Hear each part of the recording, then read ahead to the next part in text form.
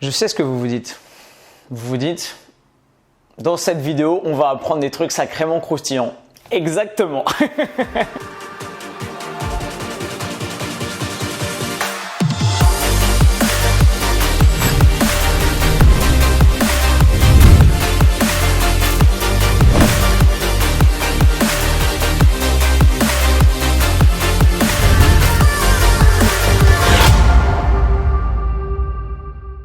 Mes soldats, bonjour à tous, merci encore une fois de m'accorder votre précieux temps et bienvenue dans cette nouvelle vidéo. Aujourd'hui, j'ai décidé de vous faire une petite vidéo personnelle. Je me suis dit que j'allais vous faire une petite liste des 10 choses que vous ne connaissez probablement pas sur moi. Donc on va partir ensemble pour la liste de ces 10 choses et on va voir si vous êtes des vrais de vrais. Peut-être que certains d'entre vous connaissent déjà ces 10 trucs. Dites-moi à la fin de la vidéo combien de ces 10 choses vous saviez déjà sur moi et celui qui a le meilleur score remporte mon respect éternel.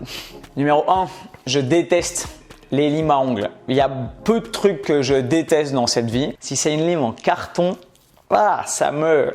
Je sais pas, ça me fait trop bizarre, c'est dégueulasse. Je préfère me prendre des coups de poing dans le vide. Voilà, c'est dit. Bizarrement, les craies sur les tableaux, les chats qui griffent des trucs et tout, je m'en bats les couilles. Mais alors, les limes à ongles... Numéro 2, j'ai vécu au Kazakhstan. Oui, le pays de Borat. Et le film Borat avec Sacha Baron Cohen est devenu populaire et célèbre à peu près au moment où j'y étais, donc en plus, je vous raconte pas. Grosse cote. Quand j'avais 19 ans, un jour dans la rue à Paris, j'ai croisé un groupe de gens qui parlaient une langue que je connaissais pas et je me suis dit putain, c'est beaucoup trop stylé, qu'est-ce que c'est? Je les ai rattrapés, je leur ai demandé excusez-moi, vous parlez quoi comme langue? Et un des mecs du groupe s'est retourné vers moi, il m'a regardé, il m'a dit Что ты сказал? Это русский. Et là j'ai fait c'est du russe. Et j'ai compris que c'était du russe et je me suis dit putain, cette langue est magnifique, c'est vraiment stylé. Bon, de mémoire, les deux meufs avec qui ils étaient des énormes balles, ça a dû jouer dans la balance. Et donc je me suis dit ok, il faut que j'apprenne le russe. Je me suis dit ok, il me faut un stage dans un pays russophone, Russie, Biélorussie, n'importe quoi, il me fallait un truc. Et en cherchant, vous vous doutez bien que quand on est à Paris et qu'on cherche un stage là-bas et qu'on parle pas russe, c'est une énorme galère. Et grâce au père de mon ex qui bossait au Kazakhstan, j'ai réussi à décrocher un super stage à l'ambassade de France et j'ai bossé pendant 3 mois à l'Alliance française, qui est l'organisme qui s'occupe de structurer la vie culturelle à l'étranger et là-bas notamment à Almaty, la capitale culturelle du Kazakhstan. J'étais parti pour un stage de 6 mois, je suis resté 2 mois et demi parce que mon appartement a cramé, mais ça, ce sera pour une autre vidéo. J'ai 3 tatouages. Le dernier en date, c'est celui-ci que j'ai en commun avec mon petit frère et qu'on a fait après avoir parcouru tous les deux les montagnes corses et le GR20 l'an dernier. 2 montagnes qui vont vers le haut, progrès symbolique, vous voyez le délire. L'avant-dernier en date, il date d'il y a 9 ans. Il est ici. Alors non, je sais ce que vous allez me dire, c'est pas un tatouage que j'ai en commun avec une ex parce qu'on était trop amoureux, etc. Que dalle, non. C'est simplement pour moi un truc très abstrait et très symbolique. Le symbole de l'éternel recommencement, du travail, de la découverte. Quand j'avais 14-15 ans, je me faisais des petites to-do list et je me disais bon, il faut que j'apprenne à me connaître bien, ça m'aidera à connaître le monde et les autres. Et je me souviens avoir pensé une après-midi, si je veux me connaître, ok, je vais me poser comme ça, réfléchir un peu et je pense qu'en 2-3 heures, ça devrait être bouclé. Et en fait, plus on progresse et plus on vieillit évidemment et plus on se rend compte que votre identité n'est qu'un amas de moments de conscience épars et complètement hétérogène probablement et qu'au final, vous êtes toujours dans une boucle infinie et dans un continuum entre vous, le monde extérieur, les autres, votre passé, le moment présent et le futur qui vous sourit et qu'on avance toujours dans ce sens-là. Voilà le symbole. C'est pas parce que j'avais une meuf dont j'étais fou amoureux et je me suis dit que plutôt que me faire tatouer son prénom parce qu'elle s'appelait Roberta, j'allais me faire ça. Pas du tout. Et le troisième, il est beaucoup moins commun que celui-ci. Déjà par son emplacement et il est sous le pied. Ce tatouage a plus de 10 ans et évidemment, comme c'était à prévoir et comme le tatoueur me l'avait dit, il s'est effacé. On voit quasiment plus rien. Si vous ne savez pas que j'ai un tatouage ici, vous le verrez probablement pas. Ou alors si vous êtes très observateur, vous direz attends, mais c'est quoi, il a les pieds dégueulasses, c'est sale? Ah non, il y a des lettres, c'est bizarre. J'avais envie de faire un truc sur une partie qui se voit pas forcément. J'avais envie de faire un tatouage pour moi, pas pour le montrer. Et du coup, je me suis dit que sous le pied, c'était une super bonne idée. En plus, ça me faisait marrer parce que personne ne fait ça. Le tatoueur me dit ah ouais, t'es sûr, tu vas dérouiller. Effectivement, ça picote. Si vous vous demandez ce que ça veut dire, c'est ma devise et celle qui est sur la bannière de ma chaîne YouTube, là-haut, si vous regardez. Et c'est Audaces Fortuna Juvat. C'est une phrase en latin qui veut dire « La chance sourit aux audacieux ». Numéro 4, J'ai été dans l'armée. Alors, pas 5 ans, j'ai pas fait un contrat d'EVAD, de VADAT, j'ai pas fait la guerre, j'ai pas été en OPEX, non. Après mon Master 1 et en revenant du Kazakhstan, j'ai fait une PMS qui est une préparation militaire supérieure et qui n'est autre qu'un stage d'1 mois dans un régiment d'infanterie. J'ai eu la chance de le faire dans un régiment d'infanterie de marine, les troupes de marine. Si vous y avez servi ou que vous connaissez les troupes de marine, mettez-moi un petit com, mes frères des TDM, ça me fera plaisir. Et j'ai servi au premier RIMA, au premier de l'arme à Angoulême pendant 1 mois où j'ai fait un stage où j'ai pu découvrir mon potentiel au commandement. Si j'aimais la vie militaire et ce que ça pouvait m'apporter, c'était extrêmement enrichissant, c'était génial. J'étais comme un gosse en colonie de vacances, sauf qu'on était en treillis et qu'on faisait des pompes sur les graviers, sur les points dans la cour de la caserne toute la journée. C'était vraiment cool, mais évidemment à la fin de ce stage, finalement je me suis rendu compte que si le quotidien me plaisait, intellectuellement c'était pas forcément ce que je recherchais, c'était pas forcément la voie qui allait me permettre de m'épanouir sur le long terme et de satisfaire toutes les facettes de ma personnalité que je pensais être un peu différente par rapport à celle des autres gosses qui étaient avec moi sur place. Et du coup, j'ai décidé de continuer ma vie, de finir mon master de communication et de devenir ce que je suis aujourd'hui et je ne regrette rien. Numéro 5.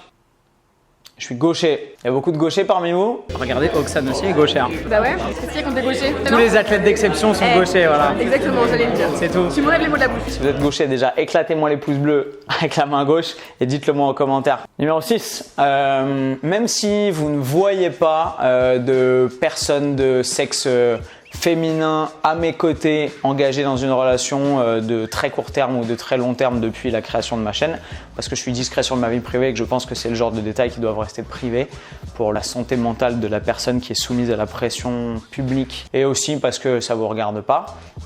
Vous pourriez vous demander si je suis un vrai coureur de jupons, un vrai Don Juan ou si je suis un mec très posé et love to love. Beaucoup des gens qui me connaissent depuis seulement 2, 3, 4 ans m'ont vu en mode célibataire à courir partout et à enchaîner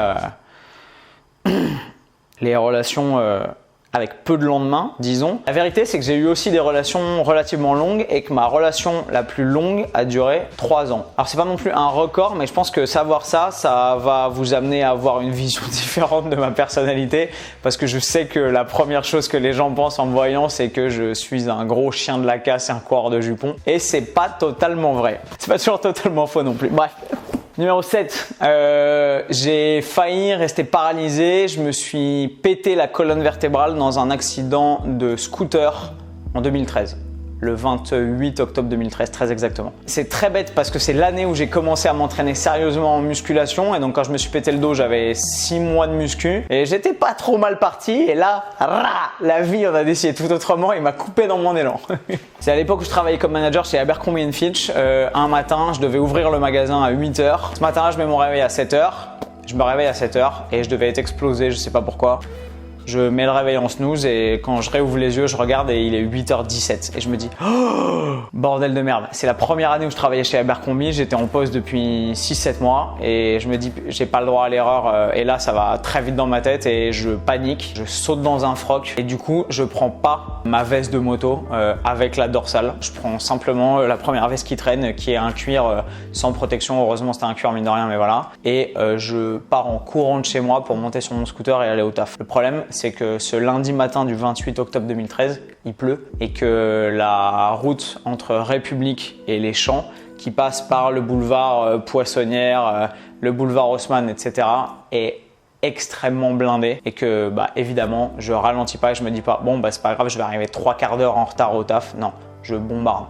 Je roule vite et je suis derrière un mec, une espèce de camionnette blanche, je pense que ça doit être un plombier ou un électricien, qui doit être à la bourre comme moi et qui enquille comme un salaud et qui passe tous les feux à l'orange les uns après les autres. Moi je suis nickel, je me dis vas-y, bombarde, suis-le, c'est parfait, j'ai pas de freinage à faire, je suis derrière, il m'ouvre la voie, c'est nickel. Et arrivé à hauteur de Grand Boulevard et plus précisément juste devant le Chipotle pour ceux qui voient, je sais pas pourquoi, le feu passe à l'orange et certainement parce que c'est un plus gros carrefour et que le mec s'est dit attends je vais quand même pas le griller ou passer au rouge celui-là. Le mec devant moi pile et là je suis peut-être à 60, 70, je suis pas extrêmement vite, je suis trop vite pour rouler en ville mais je panique, je freine et à l'époque sur mon X-Max j'ai pas l'ABS et avec la pluie et la vitesse, mon scoot se met en travers et je suis éjecté d'un coup du scooter, je fais un vol plané, je tourne en l'air et j'atterris dans le coffre de la camionnette, je défonce la porte, boum, et je tombe à terre comme une merde. Et Là, les gens s'arrêtent, ils descendent, monsieur, ça va, etc. Je suis comme ça, vision tunnel, comme dans les films avec mon casque. Et en fait, j'essaie de me relever et j'y arrive pas. Je regarde mes jambes, je sens plus mes jambes. Et là, je commence à dire aux gens, ouais, je sens plus mes jambes, j'arrive pas à me relever. Et là, les mecs me tiennent au sol en fait. Ils me disent, non, monsieur, vous relevez pas, les pompiers arrivent, etc. J'ai mal à la tête, je vois plus tellement ce qui se passe, c'est un peu flou, etc. Il pleut et ça pleut sur mon visage comme ça, j'ai des gouttes qui rentrent et ça commence à me remplir le casque. Je me dis, putain, je vais me noyer dans mon casque comme un aquarium, comme un débile. Là, les pompiers arrivent, ils me mettent dans une barquette, ils m'emmènent aux urgences et constat, j'ai 3 vertèbres pétées. Mon scoot est défoncé, il a fait 2 tonneaux, etc.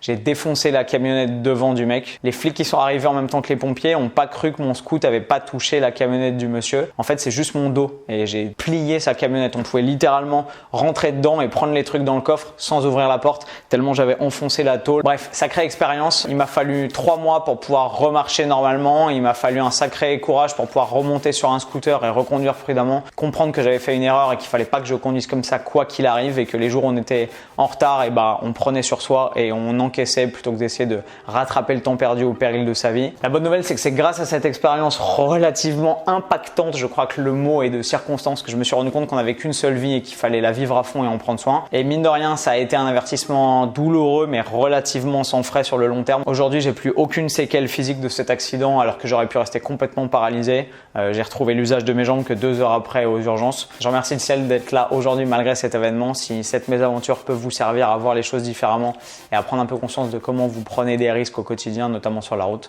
c'est pas plus mal. Numéro 8, celle-là, j'avais pas du tout envie de vous la balancer, mais on a dit qu'on balançait des détails croustillants, donc c'est parti. J'ai mangé mes crottes de nez jusqu'à l'âge de 16 ans.